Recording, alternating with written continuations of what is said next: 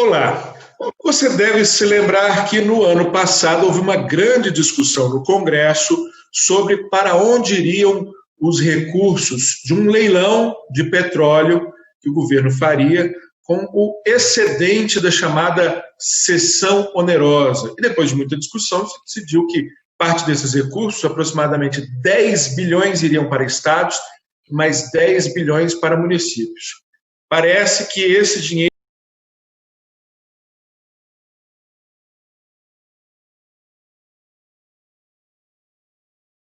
ocorre que a lei previa que o dinheiro só poderia ser usado em investimento ou dívidas previdenciárias. Não permite que o recurso seja usado automaticamente, por exemplo, para o custeio do combate ao coronavírus. Um projeto de lei do deputado Vitor Lippe, do PSDB de São Paulo, que está aqui ao nosso lado, altera a legislação para permitir esse uso. Deputado, muito obrigado por aceitar conversar conosco. Quando se aprovou a lei lá atrás, não se previa uma pandemia com esses efeitos tão ruins para a saúde e para a economia, né? E, consequentemente, para a arrecadação. Por isso se restringiu um pouco o uso. Só que agora esse dinheiro está fazendo falta para alguns prefeitos, né? É isso mesmo, Lincoln. Na verdade, ninguém previu o que aconteceu, né? No final do ano passado, nós tínhamos uma expectativa de que nós teríamos um bom ano, um crescimento entre 2%, 3%, até 3,5% da nossa economia. Nós estamos iniciando um novo processo de retomada do crescimento. Mas, infelizmente, fomos aí surpreendidos, nós e o mundo inteiro, com a pandemia do coronavírus. Nós nunca vivemos uma situação tão dramática quanto essa, e isso trouxe um comprometimento muito grande, né, da economia também, porque as pessoas, por terem que manter um isolamento para reduzir o número de mortos, isso desaqueceu a economia, impediu que muitos brasileiros, né, dezenas de milhões de brasileiros pudessem trabalhar, e também reduziu a atividade econômica, que reduziu também a arrecadação dos estados e municípios. Quer dizer, os estados e municípios estão gastando mais, Lincoln, porque eles precisaram criar novas UTIs, novas estruturas hospitalares, porque tudo que é Covid não pode ser, vamos dizer, misturado ou utilizado conjuntamente com o que a gente tinha antes. Então, a gente já tinha as UTIs cheias, tivemos que criar novos leitos de UTI. Nós já tínhamos enfermarias de hospitais cheios, tivemos que criar novos leitos de hospitais, com mais profissionais de saúde, com mais equipamentos. Houve um aumento do custo também do valor dos itens, né? Além da dificuldade de encontrar os itens todos, né, da saúde,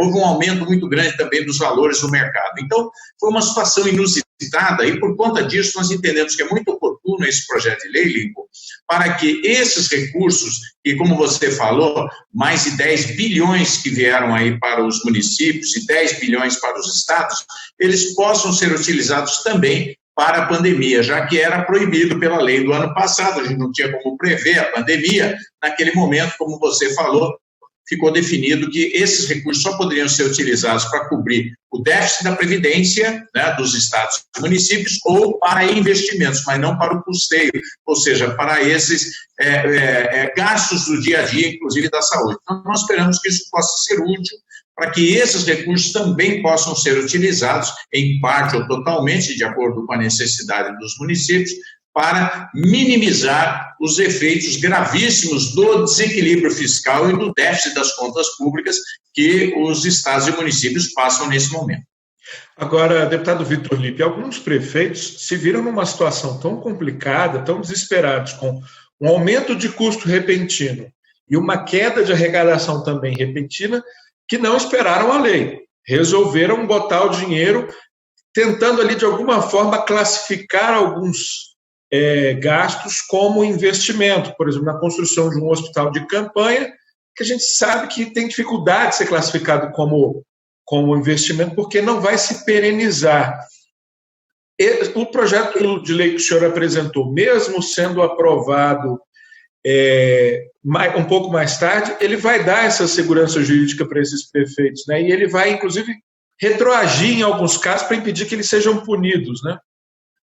Exatamente, porque ele prevê que isso acompanhe o período de calamidade pública. Então, isso vem exatamente ao encontro da responsabilidade que os gestores têm que ter, né? É lógico que existe uma previsão orçamentária, mas nós estamos vivendo um momento de calamidade pública, algo que era absolutamente impossível de ser previsto. Então, nós entendemos que é responsabilidade também do Congresso Nacional dar a maior segurança possível para que os gestores possam utilizar esses recursos naquilo que é absolutamente essencial nesse momento, que é salvar vidas, né, e ajudar as questões sociais, que são muito complexas e complicadas. Entendo também que, da mesma forma que o Parlamento brasileiro aprovou esse novo orçamento de guerra para o Brasil, né, guerra contra o coronavírus, também deve haver uma flexibilização, e eu entendo que isso é uma pauta importante para o Congresso Nacional, uma flexibilização do equilíbrio das contas públicas de estados e municípios, porque é impossível que os estados e municípios cumpram o que estava previsto quando há uma situação de calamidade que aumenta tanto os gastos e, como você disse, diminui tanto a arrecadação. Eu, inclusive, estou formalizando o Tribunal de Contas aqui do Estado de São Paulo, que possa levar isso em consideração para que a gente não puna os gestores de boa-fé, aqueles gestores, prefeitos, secretários de saúde, que estão fazendo aquilo que precisa ser feito, que é atender bem a população, que é garantir a assistência médica para que as pessoas não morram sem assistência do SUS. Então, é realmente um momento onde todos nós temos que estar muito sensibilizados para entender o que está acontecendo na ponta, para dar as condições para os gestores poderem dar as respostas que a sociedade precisa. Agora, qual a expectativa do senhor em relação a que essa matéria vá a voto, seja votada no plenário e acredito com relativa facilidade na sua aprovação? Eu lembro a quem está nos assistindo que a Câmara tem funcionado num ritmo intenso, com muitas votações às vezes até na quinta, na sexta-feira, o que não era comum, e um levantamento da imprensa de hoje mostra que 9 em cada 10 propostas de enfrentamento do coronavírus, tanto nos aspectos de saúde como nos relativos à questão econômica, foram de iniciativa da Câmara dos Deputados, do Congresso Nacional.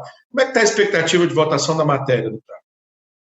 Lincoln, eu entendo que a Câmara Federal e o Senado, o Parlamento brasileiro, tem dado um bom exemplo ao país, porque ela efetivamente conseguiu dar respostas rápidas, imediatas. Tanto é que o Brasil foi pioneiro, né, vamos dizer, no início de atividades à distância no mundo. Quer dizer, não houve paralisação do Parlamento, ao contrário, o Parlamento está trabalhando mais ainda, com um trabalho muito forte dos líderes, né? E foram criados programas por profissionais da Câmara e do Senado que nos permitiram fazer a votação à distância, sempre com muita discussão, com muita responsabilidade, mas o que é mais importante, com respostas rápidas, mostrando que o Parlamento tem, sim, um protagonismo, como você falou, né, muito importante nesse momento para dar uma condição melhor para o país. E praticamente estão sendo aprovadas todas as medidas, e grande parte das medidas por iniciativa do próprio Parlamento brasileiro. Perfeito. Deputado Vitor Lippe, mais uma vez, muitíssimo obrigado. Bom trabalho à distância e que a gente possa ter notícia da aprovação dessa matéria com os ajustes que forem propostos, necessários, e outras matérias ao longo desse ano. Muitíssimo obrigado mais uma vez. Um ótimo dia. Obrigado, Lincoln. Vamos continuar atentos aí para que a gente possa superar essa fase difícil, e também esse ano nós temos como desafio aí aprovar a reforma tributária do Brasil para que o ano que vem a gente tenha um ambiente de negócio melhor do que nós tínhamos antes. Então, apesar de tudo, a gente pode olhar assim para um futuro com boas expectativas se o Parlamento continuar tendo esse compromisso com o Brasil de fazer o que precisa ser feito e o que é melhor, rapidamente. Então, estamos aí acompanhando o trabalho do Parlamento brasileiro, e eu agradeço a oportunidade no seu programa de nós podermos contribuir de alguma forma para minimizar os efeitos da pandemia nos estados e municípios do país. Perfeito. Um grande abraço, deputado, e um abraço a você também que nos acompanha aqui pela TV Câmara, Rádio Câmara ou as nossas plataformas nas redes sociais. Até uma próxima edição do Palavra Aberta.